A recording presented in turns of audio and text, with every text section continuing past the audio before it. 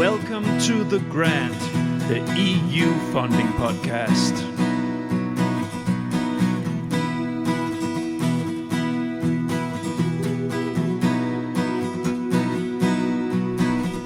The Grant.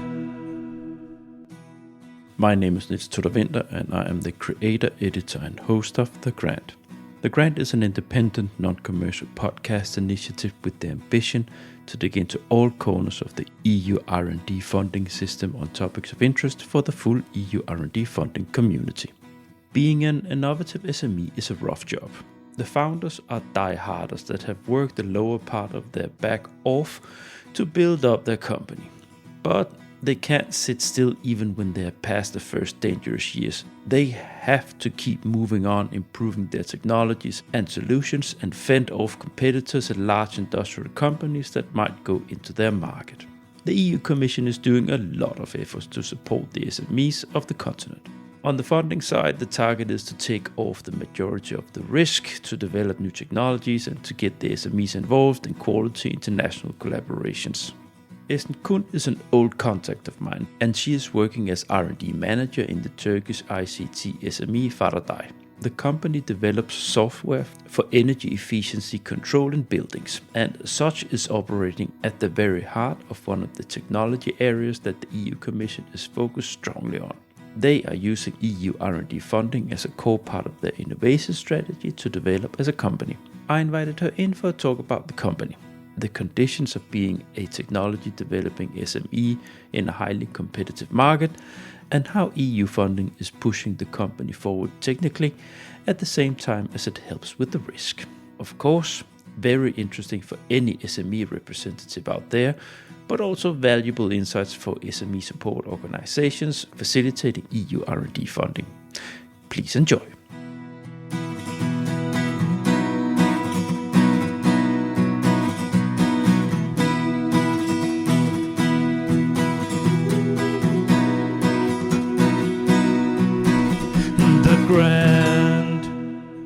Welcome to The Grant, the EU funding podcast.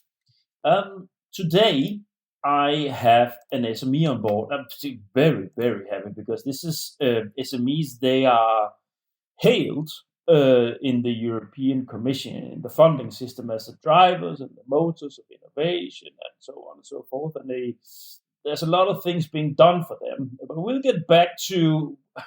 We're going to get back to whether what's being done is productive or counterproductive, or if it's something in between.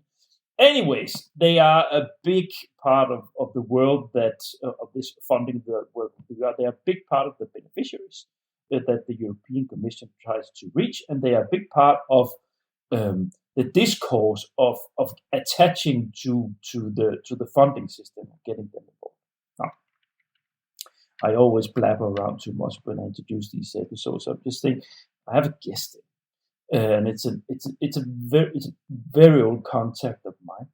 So I'm very, very happy to have him. So Esen, welcome. Thank you, Niels. And first of all, I'm very thrilled to be invited to your podcast, and I'm happy to talk about what SMEs can do in the grant world and what kind of difficulties or challenges we are facing. And I hope our experience will help some other people like us. Thank you very much. Thank you, because you're going to be the first stone in a wall that I'm going to build in the relation to the SMEs here, or house or castle, call it whatever you want. This is indeed important for me to have SMEs into the show and have episodes that circle around the SMEs as beneficiary group, as specific topics related to the SMEs. Because you're a very specific group and you drive a lot of innovation out there in the real world.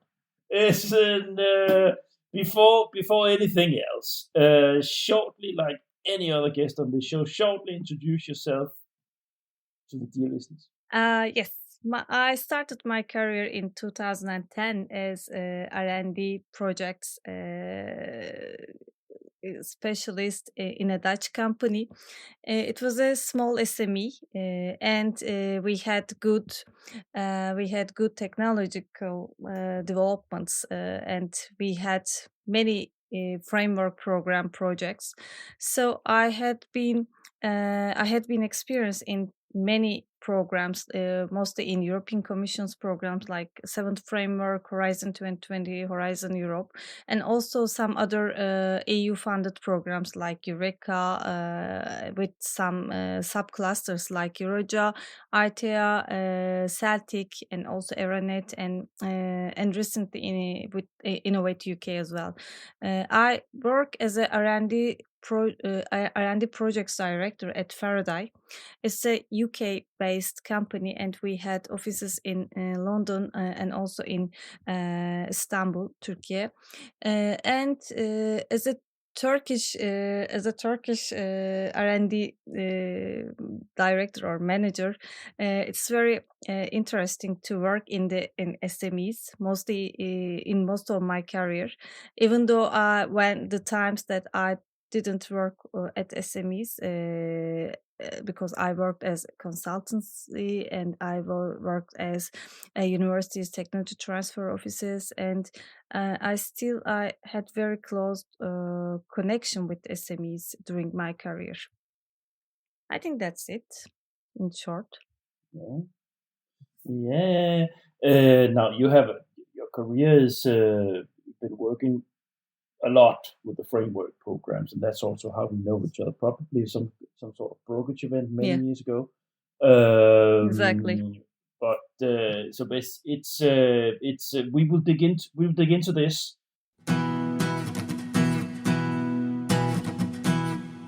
So normally my guests, they present the company, but because this is about your company, the whole episode, then we're just going to skip that because we will spend the rest of the episode talking about Okay. that. So just to release the tension towards the listeners, we are going to talk about your company as an SME and how you are working with in the funding world, because you are it's your work at the company is attracting funding for the activities that you do. So without any further ado, let's have a fly-in on Faradai and the background for approaching EU funding. So can you give a short general fly-in on the company? So what do you do first, and then afterwards you'll share with us how the motivation. Yeah, definitely. Faradai is a technology company. It was kicked off in 2017, and we develop end-to-end digital energy intelligence solutions for public and commercial buildings, any kind of buildings, for industrial facilities, utilities, data centers, and etc. We have a large portfolio of customers like retails, banks, hotels, and also any manufacturing industrial facility. So we basically provide technology with our cloud-based energy IoT platform. We employ machine learning algorithms and big data analytics to give some insightful feedback to the energy experts, and we enable business, cities, manufacturers to achieve the energy saving and their operational, of course, efficiency and energy optimization and predictive maintenance for our stakeholders. So we basically collect energy data, any kind of energy related real-time data, including consumption and production, and we provide some insightful analysis and actionable reports for the facility managers. And with this platform, with this energy IoT platform, it's called Faradai Energy. We digitalize all energy related operations. And on the other hand side, of course, besides energy intelligence, this energy digitalization platform, we also have another product. It's called Faradai Sustain. It's our carbon intelligence platform. So with this platform, we provide streamlined carbon accounting for facilities. So in many projects, and also in customer projects as well, because projects, the term of projects are very different in the context. So in R&D grants world, we if we say project, it's a R&D funding project, but in a company, in the SME, if I talk to our product manager or sales manager or business development manager, if I call it project, it's mostly for the customer projects, because we need to sell our products. This is very vital. Yeah. So I think this is the big difference between an SME in the funding world and the rest of the organizations like universities, research centers, etc. So yeah, we are mostly the technology provider, even though it's a R&D project or in a real customer project. So we provide environmental carbon emission aggregation. We collect energy data, we calculate the carbon emission, and we provide this with our IoT platform. I think this is basically what we do in Faradai. And many, if like people who've been working with the EU Horizon Europe just a little bit, they, especially within the energy area, will know that everything you just said, it's at the foundations. It's technology within the foundations of what the Commission wants in relation to energy efficiency and control of how we use our energy, and especially use less of it. Exactly. It's very hot topic. Yeah, exactly. This is why Yeah. I'm personally very happy to work at Faradai, because it's the topic or the domain of the company is very vital for the environment and also for the European Commission's priorities. How old is the company? It's I think it's 8 years in abroad, but it's 10 or 11 years. When it was established in 2013, it was a Turkish startup. First, three founders from university friends, and they started the company. Actually, they had a good success story because they got funded by the government first, and usually this government fundings never works in real life. It's just a fast and easy money. But most of the entrepreneurs, they don't know how to do with this money, or they can't improve their products or flourish their business. But the guys, they were very lucky and talented, so they improved the company, enhanced the fundings, and they were also gained framework program projects. They were in some projects they were the subcontractor, in some of them they were the partners. So they realized the importance of the R&D grants at the very early stage of the company.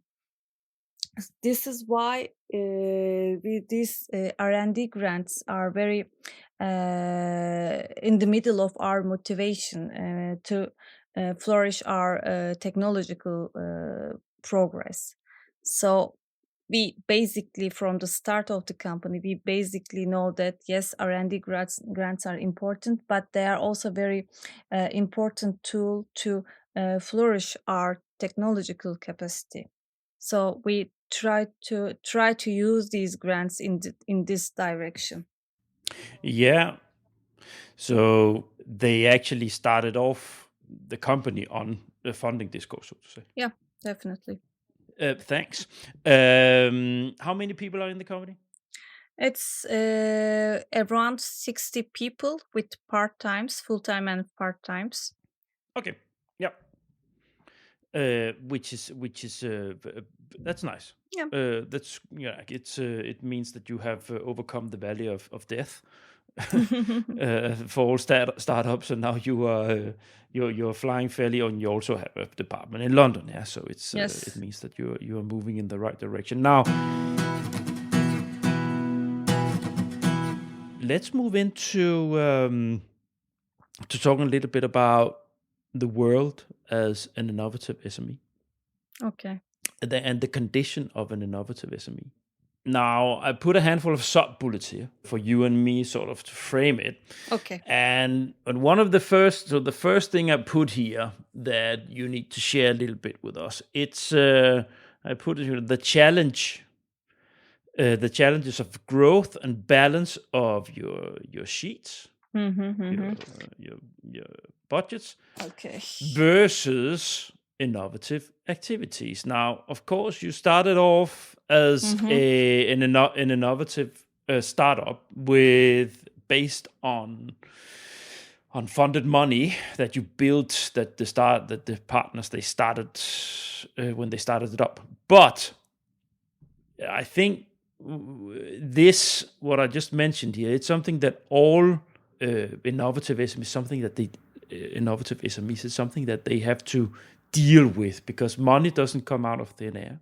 So you need to attend your clients. You have a product that you need to sell, but at the same time you're born out of innovation, so to say, and give a spark of idea in the brain, about how to do something specifically with the technology. Yeah, that's a big conflict actually. Can you share a little bit about how you deal with that in the company? I think the biggest challenge, or the maybe not challenge, but this is the base of our daily life in a SME, that the realm of R&D innovation and the balance between this novelty with the company's roadmap and market's needs, because in at the end of the day we need to sell our product. Either it's from an R&D development with grant supporting, or it's just a normal project for development teams on the roadmap in GitHub and other share places.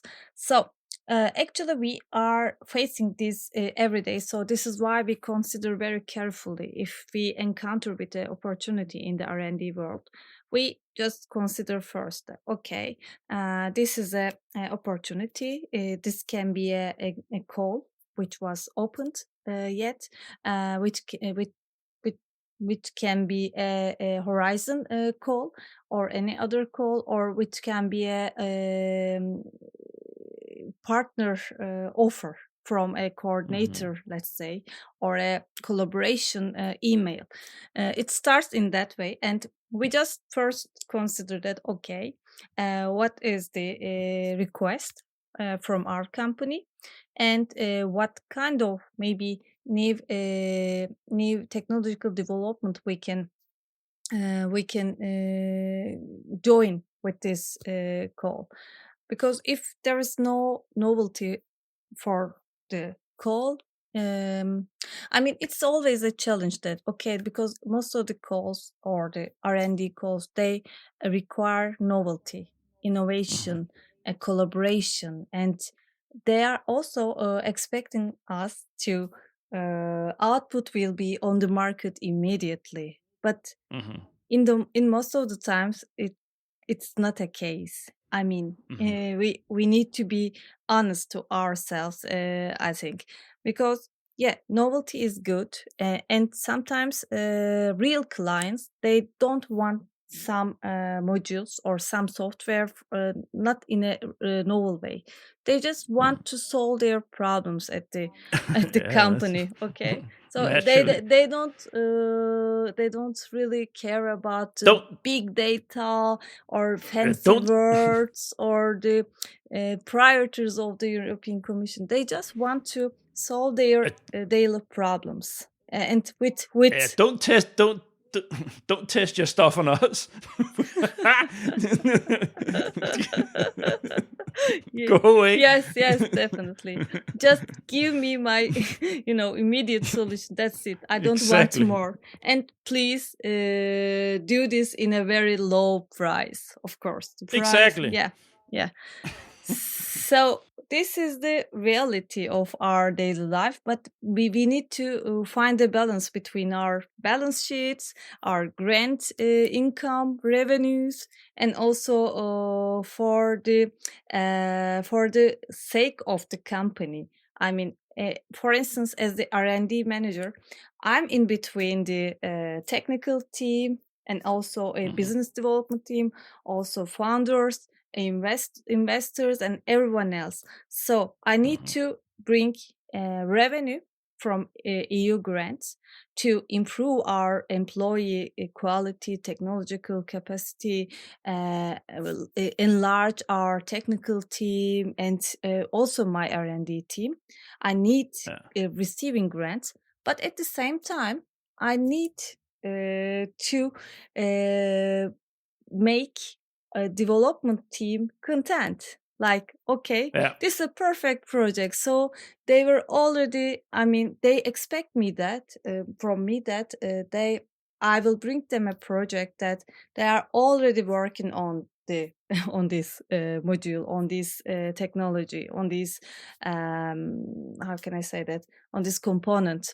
They expect me to find a very exact project for their roadmap, which is suitable, aligned with their roadmap. But in real life, we also need to direct our product team, development team, that okay, this is the new direction in Europe. This is the new direction for the technological development. So our competitors will probably go this way. So even though now this is an R&D project, this is an R&D component, but it will be very, very important soon. Maybe now our clients, they don't demand this component from us. But in time, because of the regulations, because of the direction, because of the trends, they will expect this, they will require, they will demand this component. But it's not easy to convince first ourselves, then the assessors of the projects. Yeah.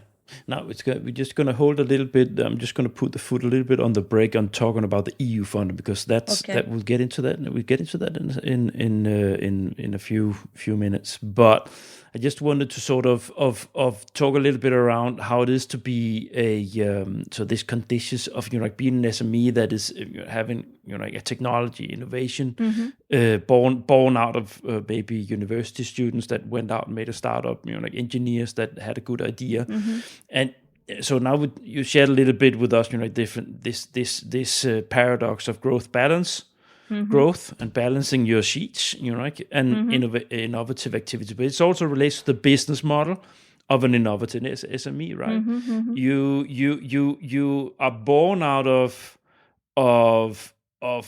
innovative incentives and ideas. Yeah, it's vibrant from the beginning, but to make things sustainable, you have to have solid clients.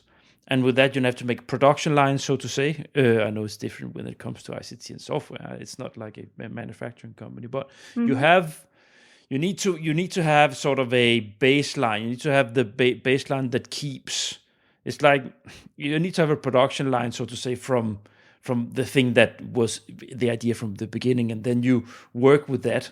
But within the ICT area, you need to move on all the time, because your competitors will push you. Also within your corner of energy efficiency and controlling that and data management and so on. It's a big thing. Yeah. But you have many companies out there, both big and small. And that's I think I just wanted to, before we move into the funding part, to kind of paint the picture for the listener about how insecure that actually is, and how much how you need to balance that as a company, as a partner, as a manager of such a company, how to step on those two legs. And how many competitors do you, for instance, have? Oh, in the ICT world, it's a very competitive landscape, I think. So we have Which means that it's a very it's an insecure market. exactly very insecure markets, and we need to consider our competitors every day, even though we are not the sales team. I mean, in our company in Faradai, we have different teams of people like software developers, sales people, marketing people, business development people, sustainability experts, etc.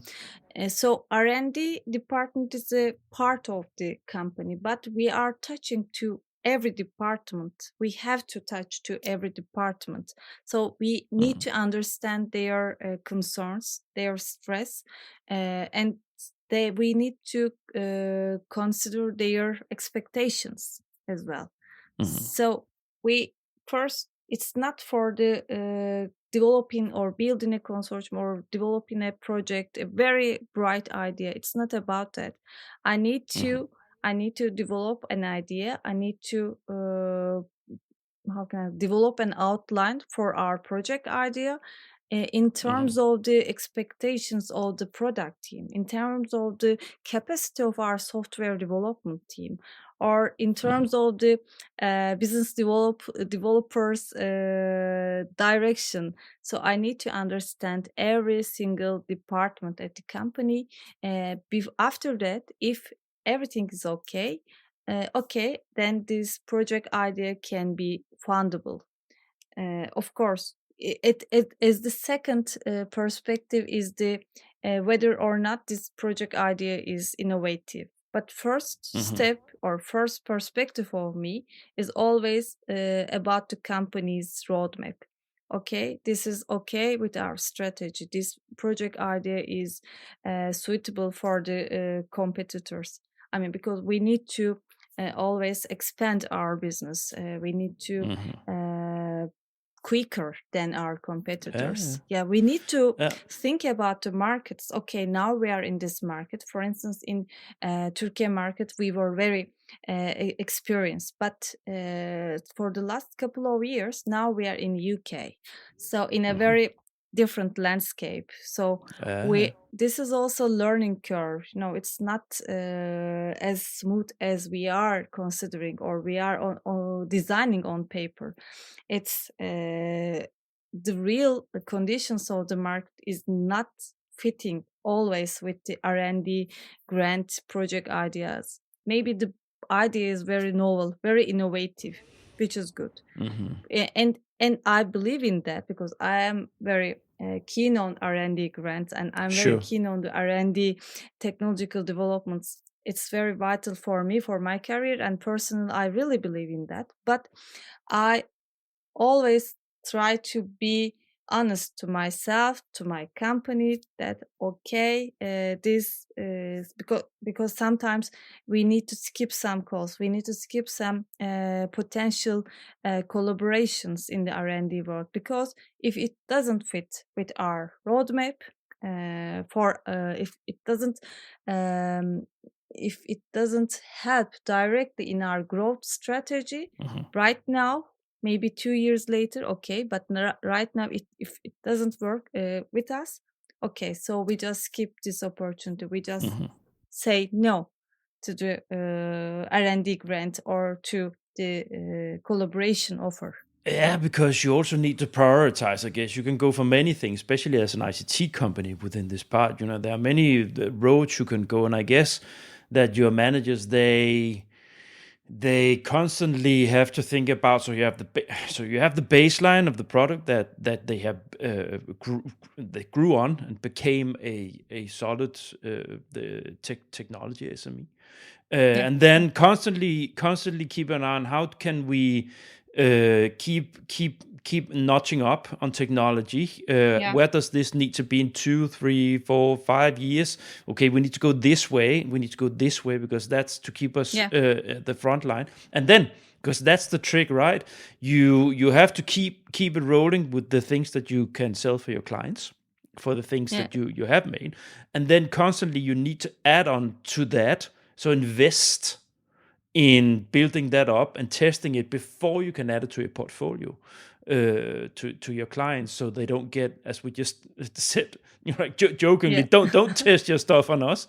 But it's and there I guess, because now we're moving a little bit into the next block here, where we will talk about the EU funding, because that's where the EU funding comes in, right? Because that's the EU funding is taking off, is helping with the risk of the investment, so to say. That's at least the idea from the side of the Commission.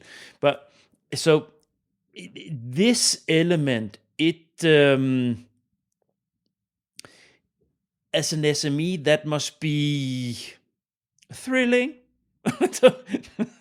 The tense of, I guess some of your managers, they sometimes feel a little squeezed because they know what they need to do, but you have some limitations of how you can do things as a technology SME.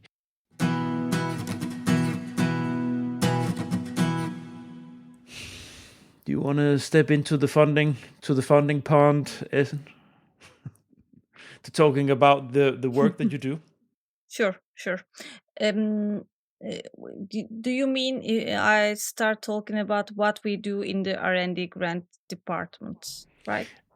We will move into how you work with EU funding in the company. In which way you solve the issue that we just talked about, on taking the risk a little bit away. We will have a talk about how EU funding has helped. Yeah, it helps. So how can you give us an idea of how to sort of fly in on how you work with EU funding in the company? Because you're R&D manager, so you sit at the at the end of the table, so to say, with that. As the R&D manager, I touch everything else. Even though we have a team of people that are writing proposal, budgeting, but as the R&D manager, you need to be in everything. You need to write down the proposals. Sometimes you need to do the budgeting. You need to build the consortium, and this networking, constant networking of R&D world, joining to bilateral events or joining to some technological platforms like large ones like ECTP, for instance. For us, it's very important and vital. So we do everything else in the R&D department with my team. Of course, we try to follow a structure for the R&D grants applications. Of course, we first need to prioritize the calls, prioritize the collaborative opportunities, because we have a very large network of organizations all over Europe, and also some cross-country collaborations, or like Singapore or Korea, and many other out of European countries. We are also collaborating with them. So it's like a big world in an ocean. We are in an ocean, and we are try to find out which one is the best way, because as an SME, we have always limited sources. Of course, sources are always limited at SMEs.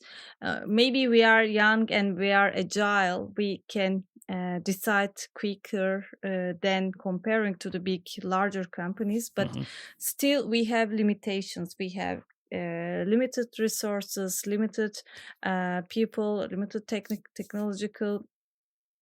technical people at the team, or administrative people. This is why we are doing everything by ourselves. But this is also the nice part of working at an SME in the R&D world, because it's very agile. We can quickly decide about what we do. what we skip, which call we skip, or which call we will go on.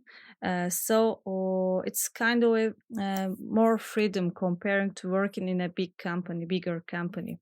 But of course, when we decide about the call, we try to, as I said, that we try to follow a structure. Like, okay, which idea we are going with in this proposal, what kind of role, what kind of budget we will need, how many people we will need to execute this project if we are in this proposal, what is the deadline, and what is the timeline for us.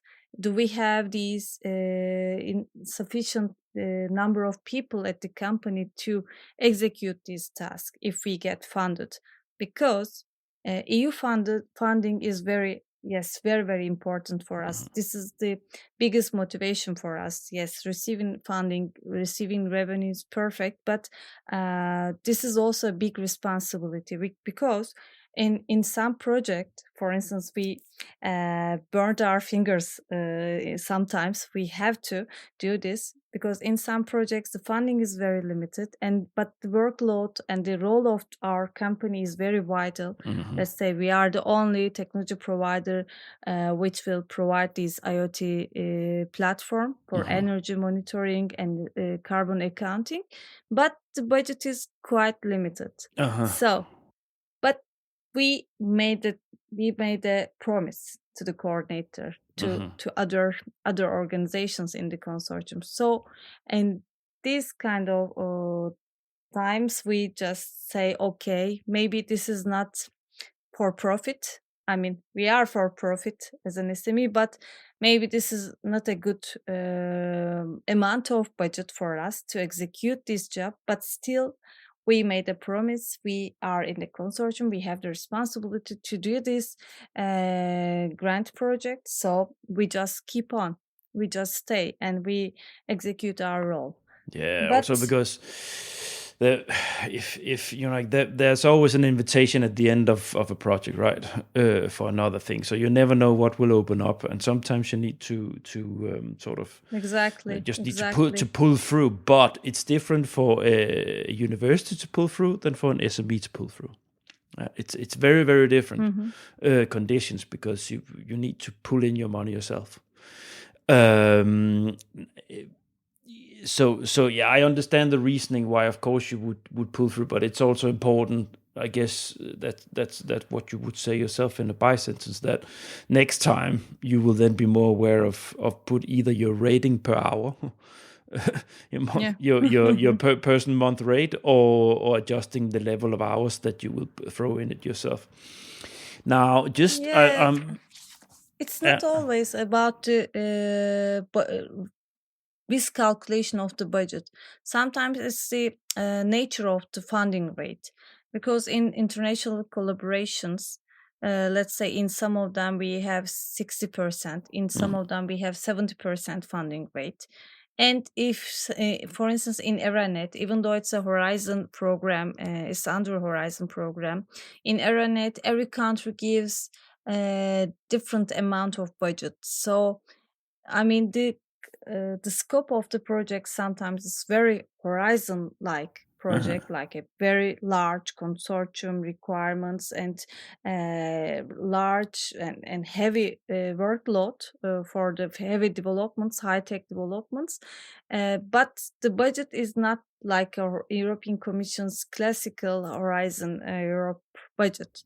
So it's very prestigious. It's very nice to be involved in these kind of projects. But if the budget is very limited and the workload is very high, it really doesn't make sense. But if it's a learning curve again, sometimes we don't know what we will face during the project, because sometimes the coordinators are very demanding and the consortium is very demanding, and some partners they don't work a lot, and this is also a challenge. And if you as a company, if you think that, okay, this is our responsibility, we need to do our best, it's always you are doing most of the job. I think this is kind of nature of the collaboration, maybe. or I think challenge? now we actually talk about strategy without saying it loudly. But so the first thing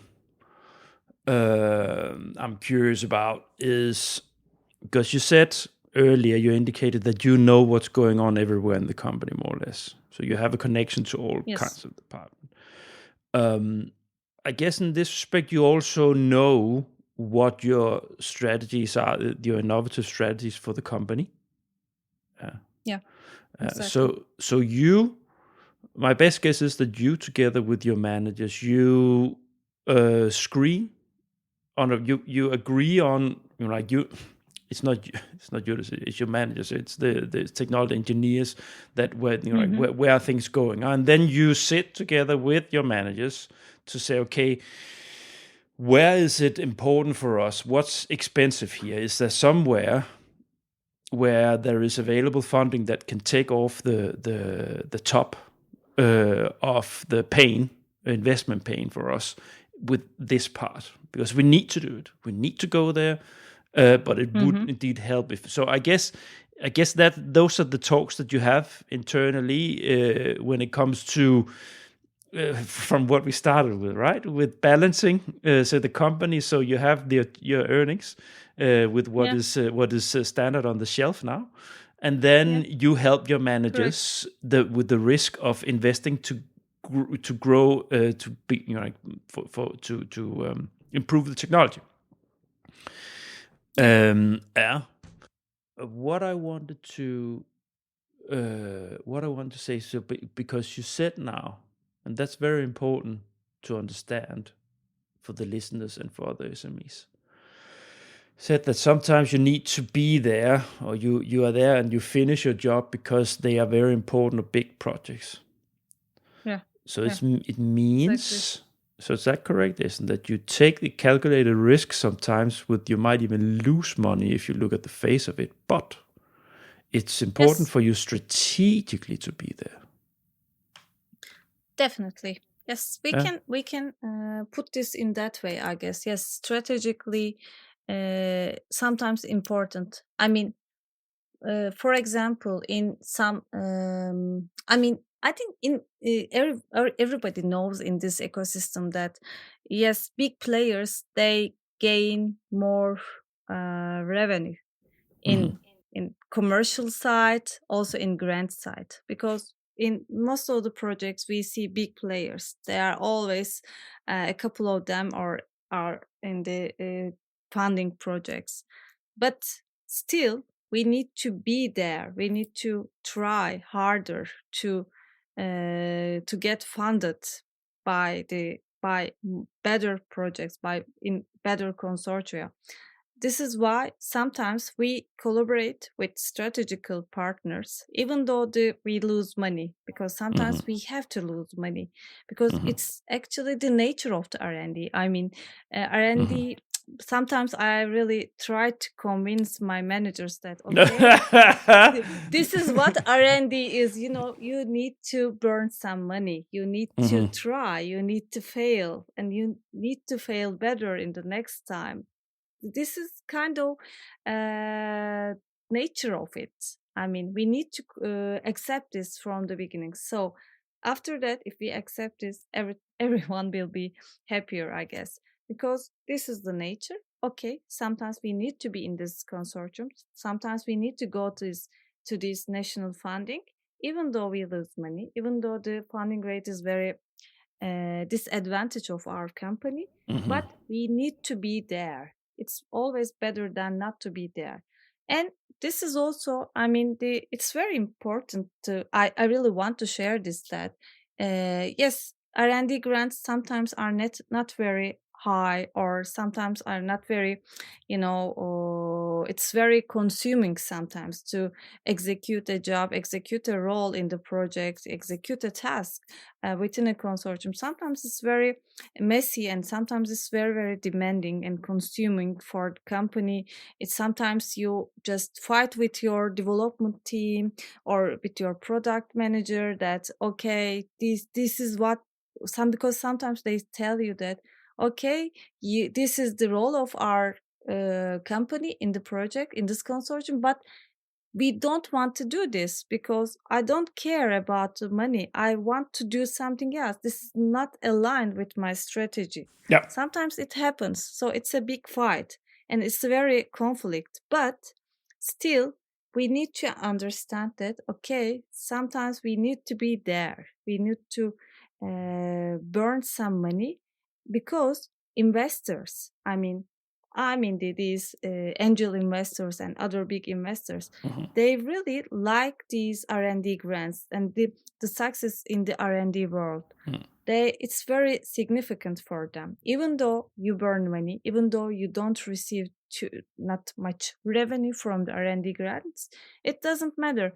It shows that you are an international company. It shows that you have the experience of international collaboration, and you are part of this environment. For instance, as a Turkish company, maybe this can be a case for us, and not only for Turkish companies, but for other SMEs in Europe, in Italy, in Spain. I'm sure they need to receive they need to attract the attention of the investors. So R&D grants are always very prestigious. So even though you don't receive too much grant, it's very important for the investors. It's kind of a good sign that you have the potential to improve your technology, to enhance your technical capacity with these R&D grants. Yeah, and this, you know what? Here's a message for all your slobs and sharks out there that say, then we can just keep dragging money out of the SMEs. We can just keep pushing them and pulling them as well, because here Esen has just shared with us that sometimes it's strategically important, so we don't, because they are the true heroes of developing technologies and innovation in the continent we live in. They are the ones that are struggling. They are the one that more times than you would ever do face problems of finances and making things going in the right way and so on. So pushing them, that will send you straight to hell when you die if you do it deliberately. But they do not deserve that at all. So please treat them nicely in the consortium, because they are very, very hard-working people that has built things with their own hands. So please. It's an important disclaimer here, because what you said is very, very important for SMEs. Also for SMEs that for SMEs that has a higher, a lower risk barrier, so to say, that they are not ready to do this, you should, and because it will help, it can help you a lot, because that's the message that you're sending, right? That it is something that can move a lot, even though you're not always getting home burning money, as you say, but it can take you places that you wouldn't be elsewhere.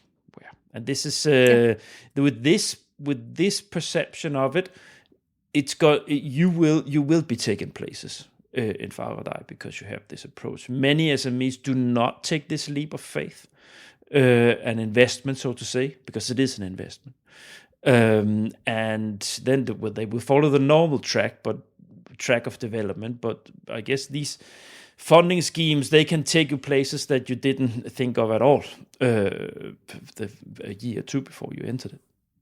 Now, and this is so I guess this is relating to the maturity, so how it has matured your approach to fund. So I guess, so you burned your fingers. Yeah, but I guess you have also learned from that, right?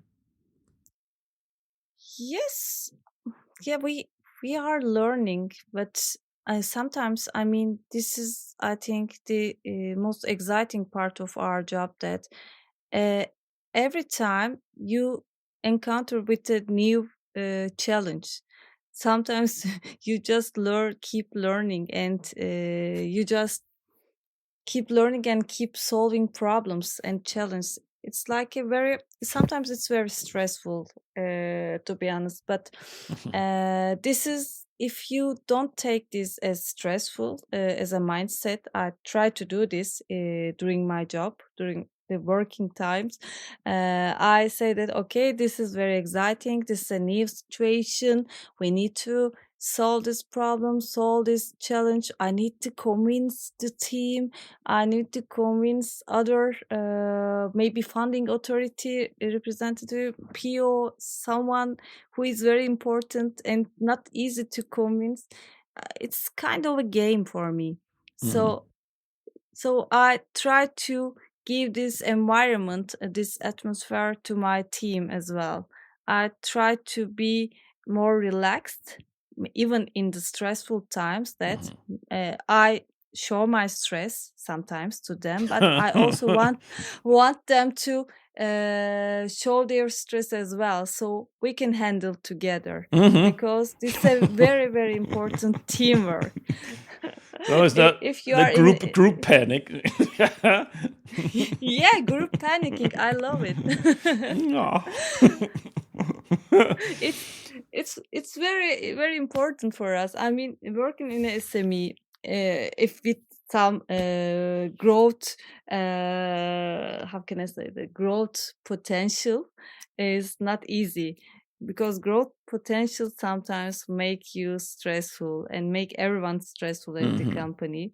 But I feel lucky that in most of the companies that I worked at, people were, and the environment was not very toxic. I mean, the people were nice, even managers are nice. They find a way to make jokes, and I think this is very key, because working environment is very, very important if you are working in SME. Because if you have good psychology, good mental health, you can do whatever you can do. I mean, there's no limit in the SMEs. What you are talking about now is something that I'm curious about, because the learning process of any organization that is involved in EU funds. So you have, of course, a person or a small team that is dedicated to the work of collecting grants and funds, right? Yes. But there's also a huge to make things much easier in this process is if you slowly sieve that information and teach the employees of the company, of other teams, how it actually is to work in a publicly funded setting. And that goes with, like work package flows, how you collaborate with partners, how the sort of discourse is of these things, right? Also the account department, how to deal with the budgeting, with the accounting of the reporting, so on. So all these things, everything. I guess so. There's a learning process that you probably have a very important part in relation to the teams that you work with. Is that correct? Yes, that's correct, I guess. I mean, yes, R&D collaborations, they really teach our company, our personnel, our staff to do their job better, I guess, because in international collaborations, they have opportunity to thinking out of the box. Because in normal life, if the customer requires or demands, customer demands are very simple, very problem specific, very focused onto the company, onto their own problems. But in R&D grants, in R&D collaborations, we will have the opportunity to learn more than what we do in the normal projects at the company, because it's novelty, innovation, these enhancements we can provide to our technical team. Because in, how can I say that, yes, this learning curve is very how can I say that, let me think about it, because yes, I think it's very important, because I really give value to this learning at the company. And out of R&D grants, I think, even though they are sometimes very resistant to do what they want to do, it's not easy to convince them, okay, this is the realistic part of job, but still if they think the project is very novel, it's very innovative, and they can do good stuff in this project, and they will start learning different things, different component, let's say, different technological capacity. If they can improve their technological capacity, and if they believe in the project, they really like working in that project. So because they think learn, how can I say this? Do you understand me? I mean, I do. it's not easy to explain this, because they really It's a matter of they getting are very used to it. resistant. It's a matter Yeah, of it's the same in all kinds of organization of this world, yeah, being it municipalities or big companies. So if you're not used to working in this way, then you are hesitating because yes, there's a prejudice about what it is to work in an EU project. There's a yes, prejudice about what it is to work in this kind of station. Then you might work with other cultural people from other kinds of parts of the world that you have prejudices against, and so on. So there is yeah. inherited in all of us. It's in different levels a certain resistance to these kind of things that you don't know of. You want to stay with the way you work and just stick to that. But that is exactly that's the same problem throughout Europe, that to convince people that this is a good thing to do, and when they first have learned that, have seen the benefits of it, then people Benefits, they yes. start to learn from it, and they start to work with it and not against it. And I have an example actually of a Danish SME. I don't know if they're an SME anymore because they've been very successful throughout the years, but they work within the offshore wind sector. They made an autonomous crane that can crawl up a wind turbine by itself. Oh, Yeah. Now they built their company with funding and continuously like us. running after funding. Yeah. Mm-hmm. They have here you have. So what I want to say with it was that he the founder of the company, he made sure, but because he was running after funding, right? But he put sort of the discourse into his employees how to work with these things and take the good out of it, and then you work with the challenges of being inside a funded project, right? But it's just like a challenge with a commercial project. You also have it's just different kinds of challenges, right? So if you learn to Mm-hmm. work with it and get used to it, then and I think he's still doing it. Because it became a discourse of his to work that way. That was just part of the flow in the company. That he was part of proposals continuously that fitted with what he wanted to do, and then it was Mm-hmm. part of the cash flow, so to say, of his, yeah.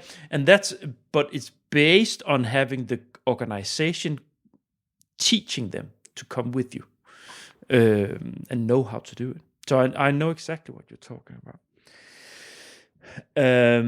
We talked a little bit about like when we discussed what we were going to talk about. We talked a little bit about this element of when you are then inside a project. So you get the funding, you get the possibility to hire people, the extra staff you need to be working Uh-huh. on the project, engineers, for instance, qualified labor. But it also gives you an opportunity because that's the added value for you, right? So you get them in, and then you can use them on other stuff as well. So to have possibility to hire qualified engineers, eye-level engineers, that you can then synergize with probably other projects or even applications, proposals, and so on, commercial tasks, and so on. So that's I guess that's the way you're working, no? Yes, I think this is the good part of R&D grants, because it helps us to improve our number of employees, and of course engineers are very important and also very very expensive. This is this is why we really endure about getting funding for our company. So and we also give value about the trainings for these people. So in some projects, for instance, we really focus on what kind of collaborations we can do during the project execution, because if there are some universities, if there are some opportunities for our staff, like going to PhD or master's degree, and if the project allows us to do this, for instance, it's very important for us, because we are also an R&D center, so we need to improve the quality of our staff, and with more higher level people, higher educated people. So I don't know if that was the answer of your question. No, that's exactly the point, which is an important message to send out, because often we touched a little bit upon it earlier. It's not that easy to. It's not always SMEs see it as an added value to join funded projects, and for some it's not. It's not. Even knowledge heavy SMEs. It's not always a good idea to join an EU funded project or apply for funding from a funding scheme, even though it's just like sole partner project where it's just themselves. But often it is a good idea, and it's important for me that to share with the listeners from you that the benefits and the synergies and the added value that it gives you as a company to do these kind of things. And this is exactly it, because it lifts you up as a company. So not only do you get involved in a project that, as we talked about before, you have sketched it with the manager. This is a pain we need to solve. We could use an investment to de-risk, so to say, this. And at the same time that you do that in part of a project, you can hire people that you can use in other connections in the company. And then, of course, correct. That's the thing that you touched upon earlier, that you are together with strategically important partners throughout Europe. Some often they are within the leaders within their field, either be it research or commercial. So it's I guess it's my way to try to shed a light on this benefits that you can have if you invest in this. Before we move into giving a little bit of advice to others out there, I just wanted you to share with us, with the listeners and me, what is the best way to approach you, Faradai, if you want you in the project. So what's the crucial motivation for you? Oh, very good question, Niels. No, it's not about money. I won't say the funding level of the budget. Yeah, how big is the budget? PM, how many PMs will you give it? We already discussed that. They should not throw you under the bus, but of course, all budgets needs to be balanced. Yes, of course. I mean, our first motive to be involved in a project, I guess, our role. We are, as Faradai, we are the technology provider, and we really want to improve our IoT platforms. So in every project, especially our for the projects which is related to net zero, carbon emission, sustainability centric projects, we really want to improve our sustain product. So we are expanding the capacity of our product thanks to some recent R&D grants, and we are now also going in this way that we are improving the number of R&D grants, especially for the Faradai Sustain, for this net zero accounting platform. And if the Faradai's role is in our company's strategical direction, we will be happy to get involved in the project. And we also like to give idea about the proposal. We just not a partner gives what they want and not to put their hand on the job. We really want to be active in the projects, so we give ideas. We like to discussions. I'm lucky that my team is also like me. I mean, we really want to understand the outcomes of the project, the benefit of the project, and what kind of markets, if we are successful, what kind of markets we are go together. I mean, how can we share our IP? What kind of benefits after the project end?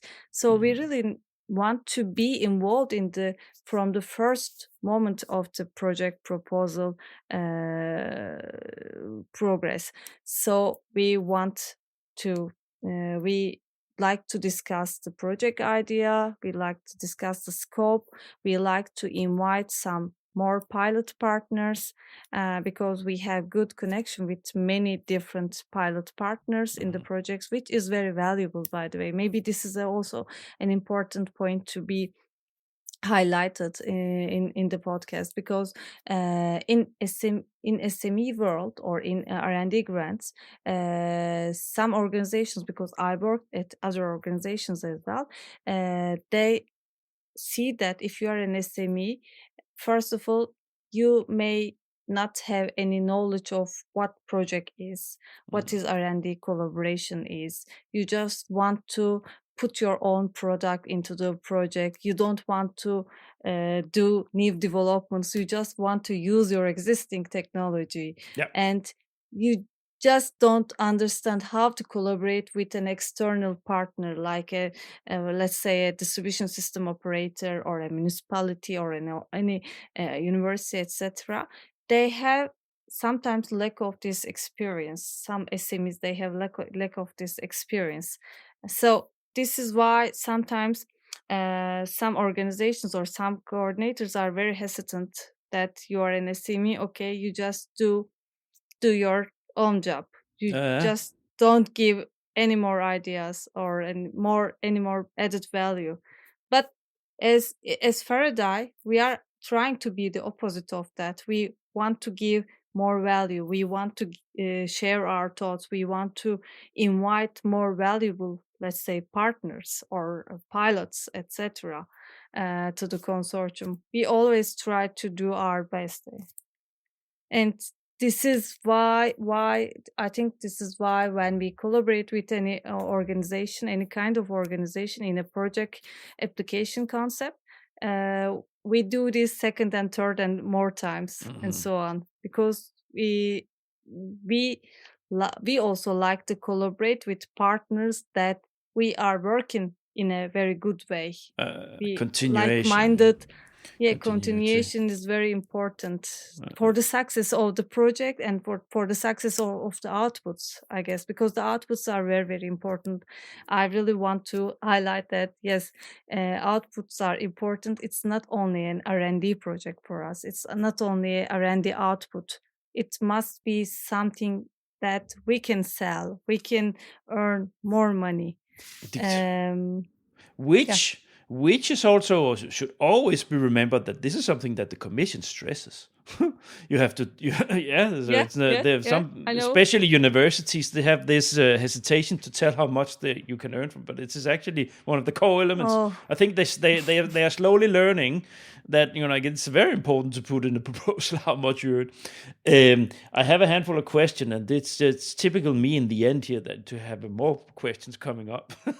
But no, what I have you ever tried that you were invited into a consortium, and then it was more like to have a technology SME in, but with giving you more sort of an empty role with a budget of 200,000 euros or something? Have you ever tried that kind of to sort of, do you understand what I mean? Just for window dressing for the consortium? No, okay. No, I didn't get it. Can you clarify it a little bit? So when you sit and build a consortium. When you sit and build a consortium, especially big Horizon framework program consortia, right? Then you have a long partner value chain. And when you sit and design, when you sit and build that partner value chain, what partners you need, then you have some needs that you have to build in from the project you want to build, but you also have some requirements from the Commission where they give you hints in the code text. You need this and you don't need this. Have you ever tried a consortium that actually had built their partner value chain, and then they were just missing that SME so it could look good in the application to have a technology SME. But the actual role that you were assigned, was sort of empty because you were just there for window dressing. Did you ever try that? I don't remember actually if it's it fits with this example, Then but probably not. But that's probably due to yourself, Esen, yeah, where you've been pushing for influence. I just heard this throughout my career a couple of times, and sometimes that this happens, that like you just need an SME so you can put it in so it looks like you're covering, but you don't give them much to do. Just have them there to oh, for the evaluator to okay. see that you have a technology SME, and yeah. No, I think I didn't have this suggestion before. Okay. Thanks. And the Fortunately. second question, Uh-huh. which is very important, which probably is something that people should raise their ears now. So, this is a leading question because it has happened. I know it has happened. Have you Okay. tried entering a proposal with your technology and the thought of, we want to develop this part, and you went into the consortium, and then by the magic of collaboration and other strong technology partners and knowledge partners, universities or research institutes, suddenly you saw your outline of technology lifting itself by a factor of 1.5 or 2 compared to what you had imagined that it would do. Have you ever tried that? Maybe not the same example, but in our recent project, it was funded by Innovate UK. The module and the component we developed, we really start selling this component.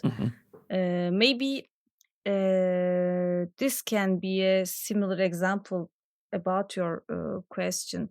I mean, and it makes us very happy that because it stems from an R&D collaboration. Yeah. It's fueled with the R&D grant, and it's a real component to be put into our platform, and we start selling this, so we will earn more money. I don't know if Quicker than you thought. I think my question relates to the fact that sometimes when you go into these consortia, sometimes the technology gets add-ons because you're together with partners that can do more things than you can yourself, or think thoughts about how you can develop it even better. And then you end up with a much better solution than if you've done a commercial collaboration with it. That's so. But this is also a fine example because then it's fairly quickly from a funded project to market. That's good because that's the whole purpose, right? Yeah, Last definitely. thing before we move into a piece of advice: which kind of funding schemes are you mostly involved in? Horizon Europe Cluster 5, Of course. this energy domain, of course, and for instance, Build for People calls, they are very relevant with our technology because it's about to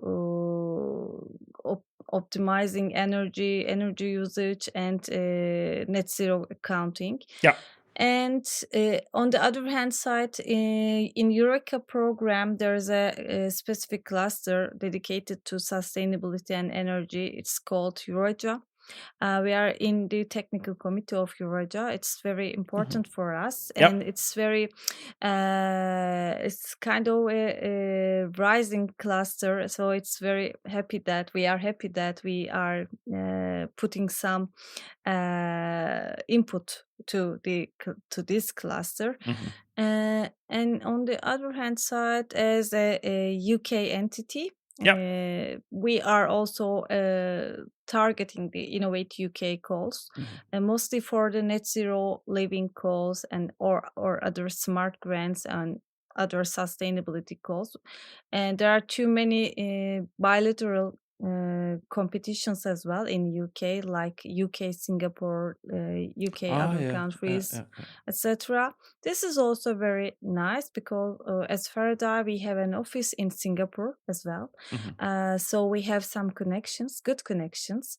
So sometimes we use these connections to do these bilateral calls as well. But of course, Horizon Europe is a kind of challenging and very competitional, and we are trying to how can I say that, bypass this competition by the cascading funding as well under Horizon Europe. It's very, very handy. I mean, it's a cascading funding. It's very short term, like 6-month, 9-month projects or 12-month maximum project. It's like around 50,000 euros and something like that. So and 100% funding rate. So it's very handy for us and very, very good to collaborate because you start the project, you keep moving and you see the progress and you just complete the project in very short time and you see the result and you are able to show the result to European Commission or the consortium partners.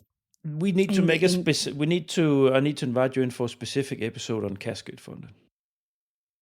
Definitely. I really like this cascading funding, because I mean, otherwise I would get crazy because none of my projects get funded under Horizon Europe. So I feel very unsuccessful about it. So, but when I discovered this cascading funding, I said, okay, you're Eureka. I found out now. So I really like them. Yeah, no, we'll get back to that. All right. To make sure that this doesn't get too long, probably we should move on towards the discussing the last element here, just to have a block of a piece of advice. So if you should give advice to other innovative SMEs, you're like, what would you say? What I would say that I would say that I know that it's not easy to R&D projects when you have other targets at the company, other roadmaps, and I know that most of my colleagues, we encounter very resistant technical people at the company and technical managers at the company, but I think we need to focus on the best competitions or best calls, best collaborations to convince and enhance the capacity of our company.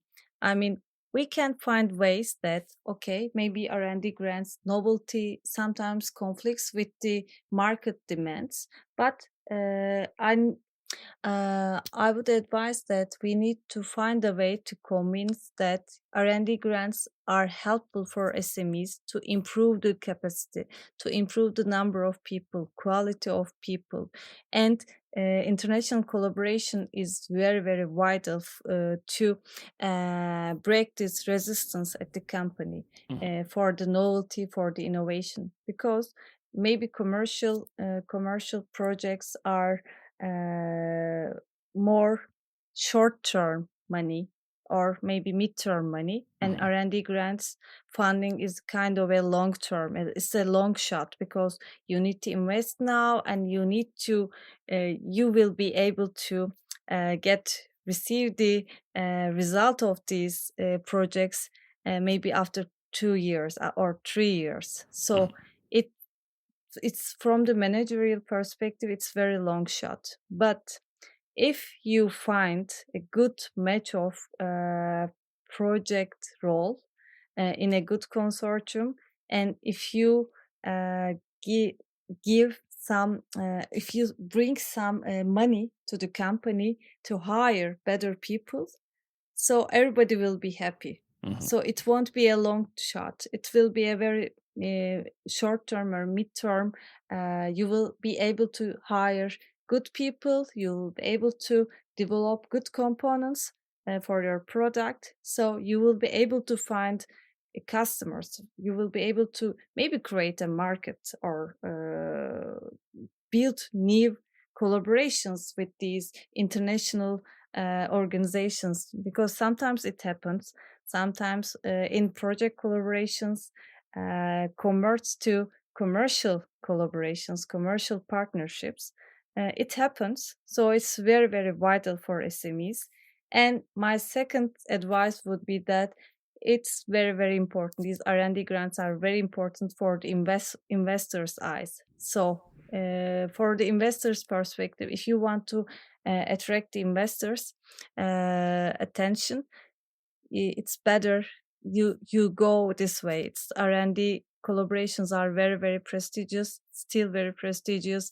Maybe sometimes you earn less money than you expected, but still it is very vital.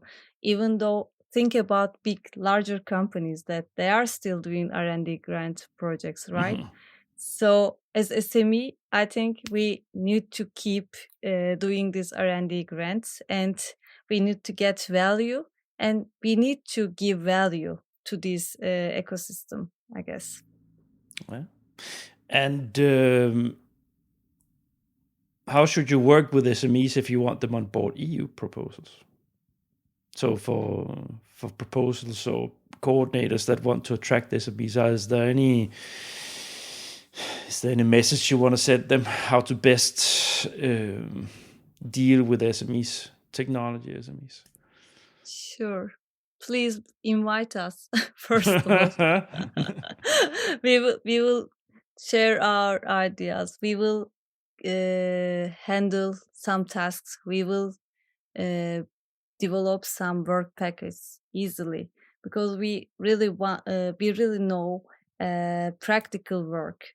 We maybe theoretical work, maybe we have limitations for that one, but we know the competition, we know the market, we know the end user, and we give definitely value to the consortium. We will provide very innovative ideas and with more practical perspective of us. Last thing, is there anything you would have done differently if you had the chance? Personally,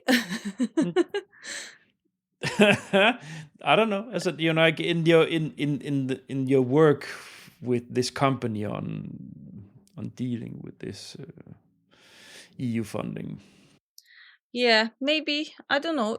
I wish I had more time to join to international events, conferences, even though they are online. In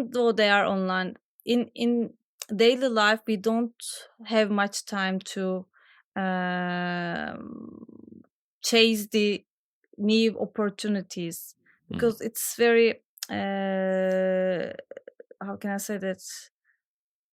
As R&D team, we are doing too many stuff at the same time. It's sometimes impossible to chase all the opportunities, all the good consortium, or emailing to all the good coordinators if that we want to collaborate with. But I wish I had more time to do this.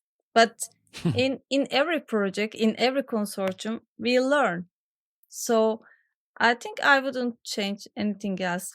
We just keep learning and we just try to do our best. I think this is the key. This is what we can do, to be honest. It's a nice key note on ending on.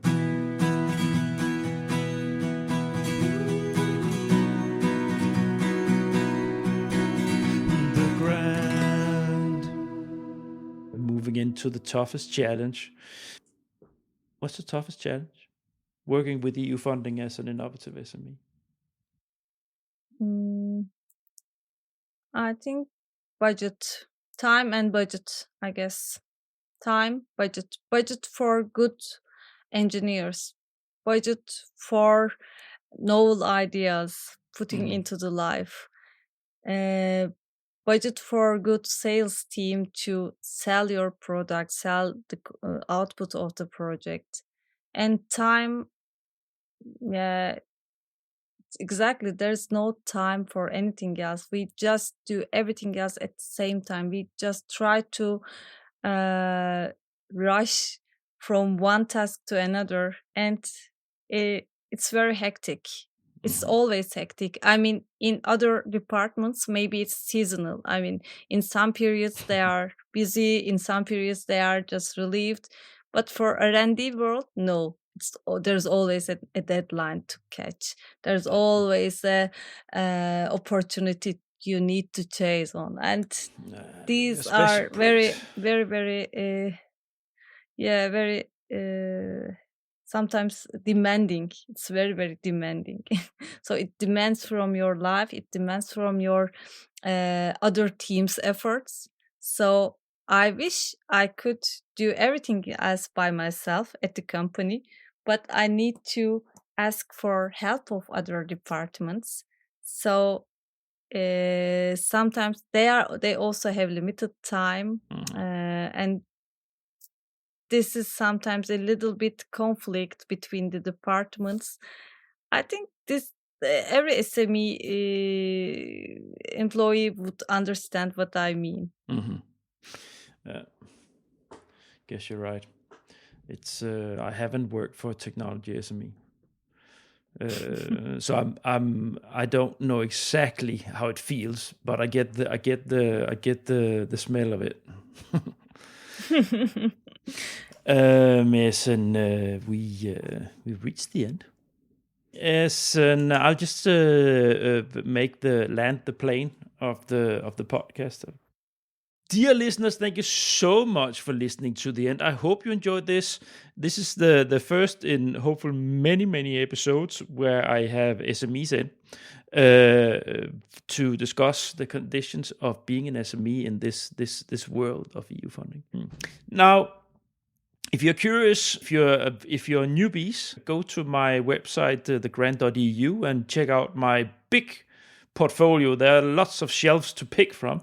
If you just discovered this podcast, I have, I guess at this stage, around 80 episodes, so there should be enough in there. And while you're in there, and that goes for all of you anyways, if you haven't subscribed, please, by all means, subscribe to my email list. That's the best way for me to grow as a podcaster. So if you have any sympathy with what I'm doing here, please help me sign up. You will only receive an email every time I release an episode. Don't worry, I'm not gonna spam you. Now, and while you're in there, you can browse a little bit around. I have, you can check out the hub I've made. You can check out I've now divided episodes into funding schemes. So if you have specific interest in Erasmus or Horizon Europe, I have divided them into there. You can also, if you need extra help for your proposals, I have made a jobs and leads portal. There's a list of different people who are offering their services as freelancer, writing proposals. Or you also have in there if you need help yourself. So and then you can check with each other in there. Feel free. Anyways, it's an exchange portal for jobs and leads. Oh, I always forget something, Esen, but I think that's it. No, it was very good summary of what you do. Very I always have some messages I need to keep and some actions for people to do. That's a core thing to do when you do podcasting. Now, Esen, thank you so much for being here on the show. It's been wonderful, and I'll be looking very much forward to inviting you in again, talking about that cascade funding. We'll stay in touch about that. But for now, let's just say goodbye to the dear listeners. Bye. Bye. Thank you, Niels, for inviting me. Thank you. Bye-bye.